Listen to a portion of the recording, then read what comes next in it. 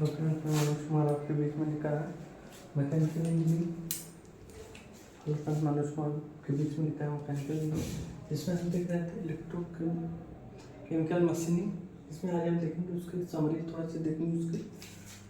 हमारा क्या हो जाएगा, EI/F। यहाँ पर क्या एटॉमिक बिट पर वैकेंसी, और MRR वैल्यू में जब देखेंगे तो हो जाएगा EI/F इंटू रो का मल्टीप्लीकेशन हो जाएगा F के साथ। यहाँ पर रो क्या है आपका GM मास वैक्यूम होता ही है, जानते हैं। अगर ये स्पेसिफिक वाली बात होगी तो यहाँ पर I का डिवाइडेशन हो जाएगा, वॉल्यूम में डिवाइडेशन हो जाएगा।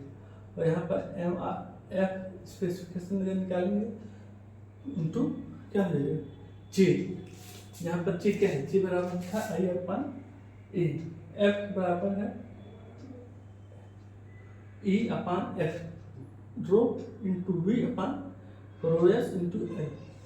ठीक, अगर देखेंगे अल्ट्रासोनिक मशीन USM जिसे कहते हैं, फिर है इसमें क्या क्या है, ये मैकेनिकल मेथड है।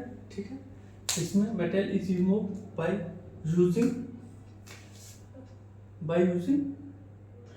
abrasive supply between tool and work used to machining of ceramic and glass, machining of glass, ceramic और refractory। अगला है यूज इन डेंटल एप्लीकेशन हो गई है। और फिर किसके लिए है, हाई टूल रेट रहेगा, इसमें वियर रेट रहेगा। फिर 2 kg हट से 20 kg हट से 30 kg हट। Graphite to each use. और साइज आप एप्लीकेशन में देखेंगे तो ये DC है, इसमें डिपेंड अपन है work material, depth of indentation और क्रशिंग लिमिटेड इन एब्रेसिव। फिर इसका है MRR और फ्रीक्वेंसी बीच ग्राफ देखेंगे। और ये साइज ऑफ एब्रेसिव और MRR के बीच ग्राफ है। एब्रेसिव स्टार्ट क्रशिंग यहाँ से होगा, और फिर आपका फिर ये साइज है एब्रेसिव, ये है, ये आपका सब। यहाँ पर क्या होगा DC जहाँ पर है वहाँ से साइज ऑफ एब्रेसिव बढ़ती जाएंगे, यहाँ पर जो है DC आएगा। ठीक है, इसको दे एब्रेसिव जेट मशीन AJM। ये है, इसमें नोज डायमीटर कितना है 0.18 से 0.18 से 8 mm। और नोजल टिप डिस्टेंस अगर पढ़ रहा है तो MR क्या पढ़ रहा है, ये ग्राफ आपका ये NDT मतलब नोजल टिप डिस्टेंस और MR के बीच में ग्राफ बनता है।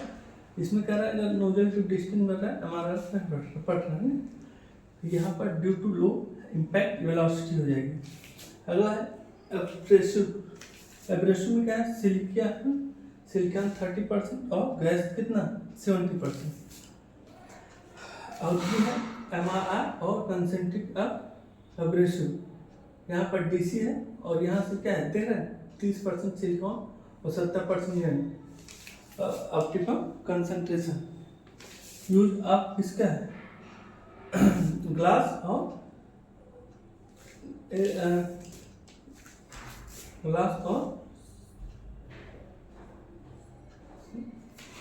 एल्युमिनियम कॉटेज के लिए। ठीक है, सॉरी सिरेमिक कॉटेज के लिए। अगला है electron beam machine EBM। This is process is carried out in vacuum. MR is low, not use for large workpiece के लिए। Use for machining injector nozzle in diesel engine के लिए। अगला है SBM LSBM मतलब laser beam machining. LBM laser beam machining इस किसके लिए है, मोर फ्लेक्सिबल द EBM। उसके बच्चा क्या है मोर फ्लेक्सिबल है। और MR इस क्या है, इसमें लिस्ट रहेगा। और फिर यूज इन मशीनिंग जिंक कोटरेज के लिए, और use in drill micro holes के लिए। ठीक है, ये है आपका LBM। फिर उसके बाद देखते हैं प्लाज्मा आर्क मशीनिंग। इसमें क्या है ओवर एक्यूरेसी आएगी, और फिर MRI हाई तो होगा इसमें।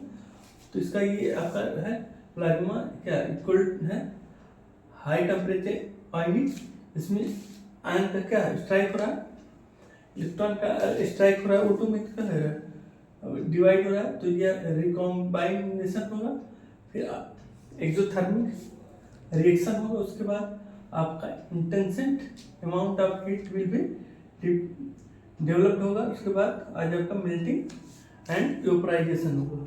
और ये किसके लिए यूज होगा, use for profile cut on off metal, mono metal and stainless steel के लिए। इसके बाद हम देखेंगे नया कास्टिंग। कास्टिंग में मेन कंपोनेंट ऑफ कास्टिंग देखेंगे कौन कौन सा है, पैटर्न है, फिर आपका मोल्डिंग सैंड है, फिर टूल्स इक्विपमेंट है आपका।